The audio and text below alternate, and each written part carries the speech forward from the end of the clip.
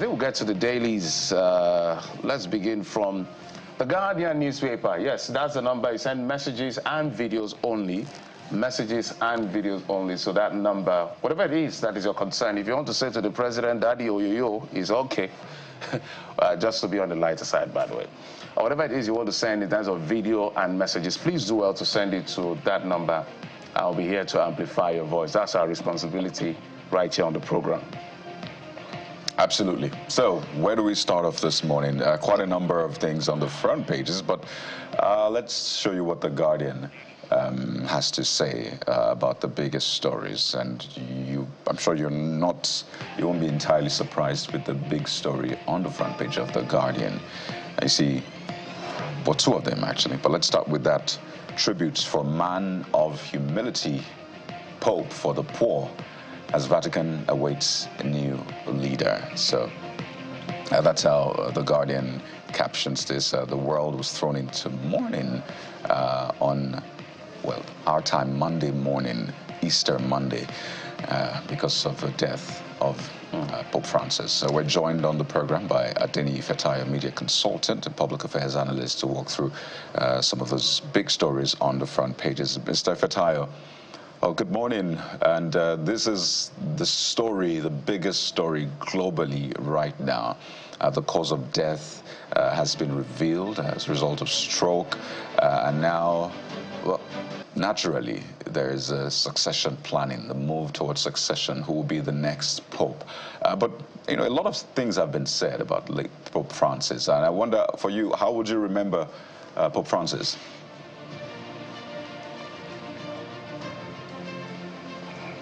Mr. Fetayo, if you can hear me, I'm asking, how would you remember Pope Francis? Because I think he's a lot of things to different people. But for Africa, maybe Nigeria, I know former President Buhari and our President Bola Tinubu have released statements. But what is it going to be for you? Yeah, Pope for me is a man of the people who always show concern about the downtrodden, you know, the poor, asking for mercy, and he has done his bit, and he will be remembered for his message of hope, and for us to be our brother's keeper, to lift the downtrodden, and it's a global event anyway, and we just pray that God grant him eternal rest, and may his soul rest in peace. And for the Vatican, I know is another event to elect, or should I say select, who will be the next pope that will carry on debating from there. It is a mourning, and also when we remember what he stood for, we'll find hope, just like the guidance put it, for a man of humility and pope for the poor. So we just pray that the family, the entire family, the Christian community in general, not only Catholic, they find the fortitude to bear this loss. Well, the world is already talking about who will be or possibly be the next pope, and it just shows you how life is. Somehow the world finds a way to move on. But there's a big story that also concerns Nigeria. Now, you see, manufacturers groan as alternative energy gulps 1.1 trillion naira in 1 year. It's a page 6 read. A lot of ones there, but a very expensive one. 1.1 trillion naira. Come on. But that's it on the front page of the Guardian newspaper. All right. Okay, maybe we'll go to the Abuja Inquirer. Okay. Let's get to, maybe you can comment on that in just one moment, Mr. Fetayo, before we move. It's huge. You know, when we are talking about alternative energy, you know, to preserve the environment, to go green, and the thing is skyrocketing. Maybe because of the import duty and etc. that the government is imposing, I think it's high time they look into that direction. Anything coming from that aspect, they can lower the tax at least. We know what manufacturer, what it does to Nigerian economy, so that they can breathe a little. Like I use Mr. President, I would say let the manufacturer breathe. just on a lighter note anyway. All right, let's go to the Abuja Inquirer quickly. 2027 election is already a big conversation in 2025. I know that the former advisor to the president, who resigned, has now started speaking, Baba Ahmed, talking about the direction of the North will be known in about 6 months. And so that headline, Baba Ahmed under fire, no zone can be president without orders. So they are attributing it to perhaps some of the reactions by Nigerians who say no zone has the exclusive preserve to decide who leads a big nation like Nigeria. Your thoughts, Mr. Fatai? Yeah, first and foremost, a tree does not make a forest. So the same thing when it comes to the issue of election. You need a long-inclusive geopolitical zone. You need their numbers. You need their contribution. So saying that it's only the North that will decide who becomes the president, of course, you can't say that it's just a matter of time. You need every other, you need all other geopolitical zone, because politics and winning an election is a game of numbers. So if you ignore a particular zone, it's to the detriment of such candidate, and I'm sure those political gladiator knows that. So of course, freedom of speech, anybody allowed to say whatever, or that is his own opinion anyway. But I feel that as time draws near, they are going to come together. It's just a game of number, and you need all of that. You need every other number you can possibly get for you to become a president. But it's just a pity that's what's on his mind at this time in point.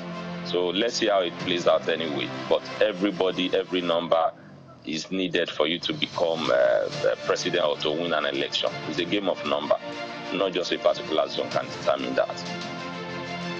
Well, while that is ongoing, there are more important issues that these political leaders are supposed to also be reflecting on, which is killings happening in the North Central and insecurity generally across the land.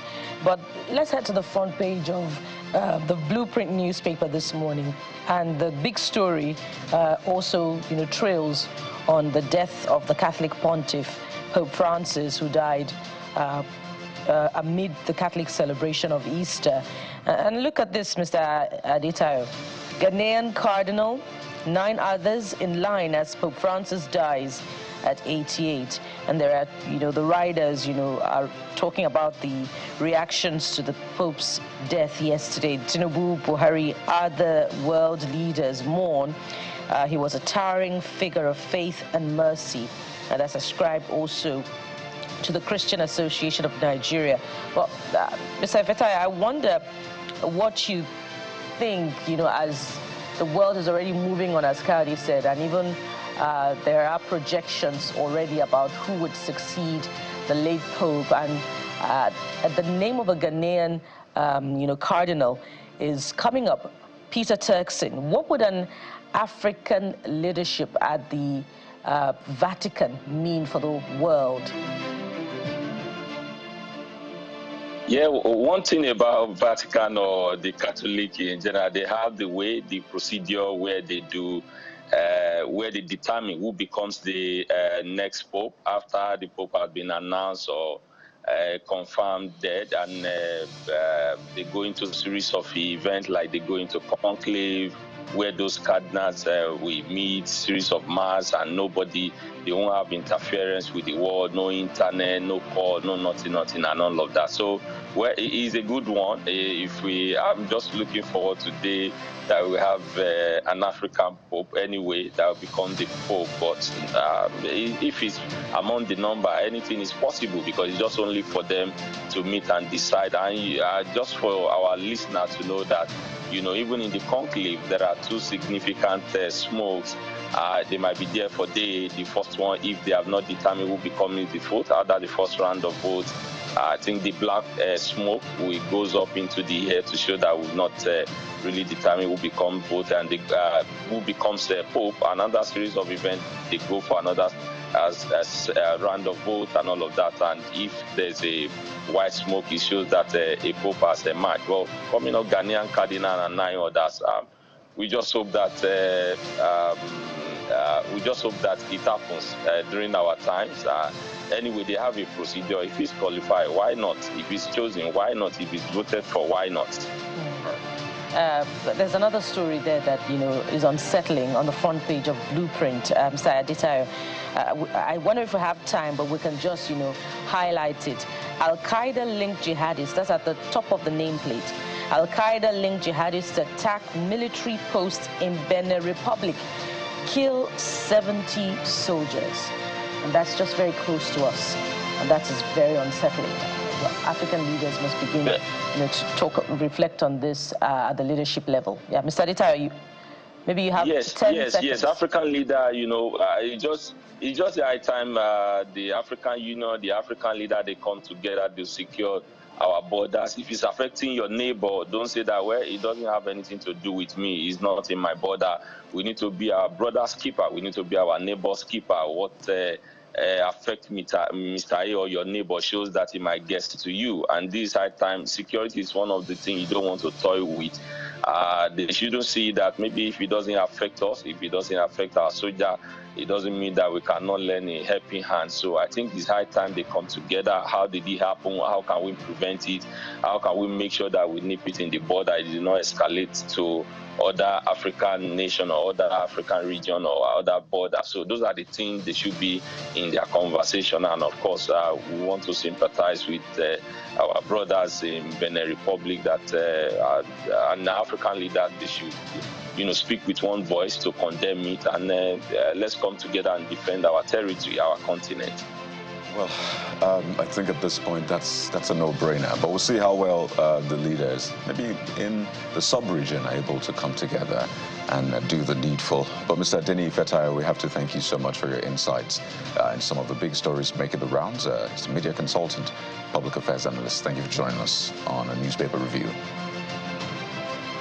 Thank you. It's my pleasure to be here once again.